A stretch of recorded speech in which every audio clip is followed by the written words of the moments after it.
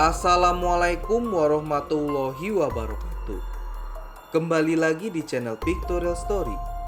Sebelum menonton, jangan lupa untuk klik tombol like, subscribe, dan klik tombol lonceng agar kawan-kawan bisa mendapatkan notifikasi dari cerita selanjutnya. Oke, kita bisa mulai ceritanya. Siang itu, seperti biasa, pada saat jam makan siang, Heru dan Mas Nurdin mampir di sebuah rumah makan yang tidak jauh dari kampus tempat mereka mengajar. Karena mereka berdua hampir setiap hari ke rumah makan itu pada saat jam makan siang. Sambil makan, mereka berdua pun mengobrol tentang pengalaman mereka masing-masing. Dan di sela obrolan itu, Mas Nurdin pun menceritakan kejadian horornya kepada Heru pada tahun 2011, di mana saat itu ia masih berusia 19 tahun. Kisahnya berawal saat Mas Nurdin yang baru saja diterima kerja di salah satu restoran cepat saji sebagai pengantar makanan. Di awal bekerja, ia merasa baik-baik saja. Semua berjalan dengan lancar. Bahkan ia juga mulai akrab dengan pegawai di sana. Terus, kelanjutan ceritanya bagaimana, Mas? Jadi penasaran nih sama ceritanya, Mas. Tanya Heru kepada Mas Nurdin. Tenang dulu, Ru, sabar dulu. Sebenarnya sih ceritanya agak sedikit mengerikan gitu. Kamu siap kan ceritanya? Siap dong.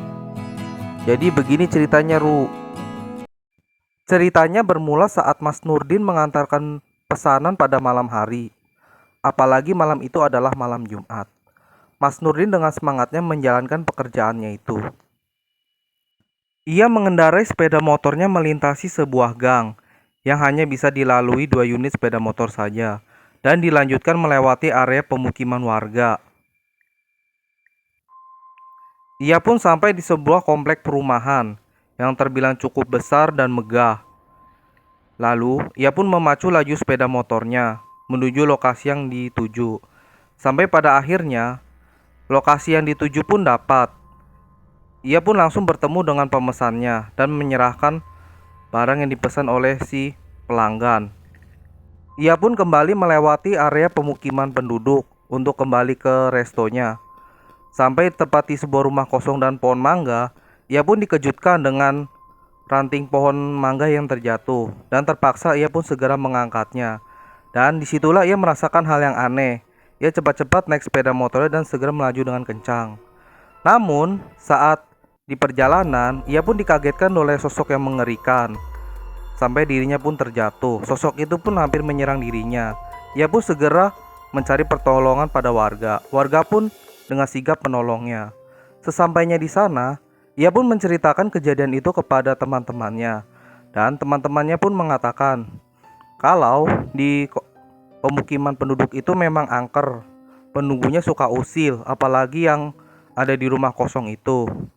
Ia pun disarankan untuk tidak lagi melewati pemukiman itu lagi jikalau mendapatkan pesanan di area rumah mewah dan megah itu.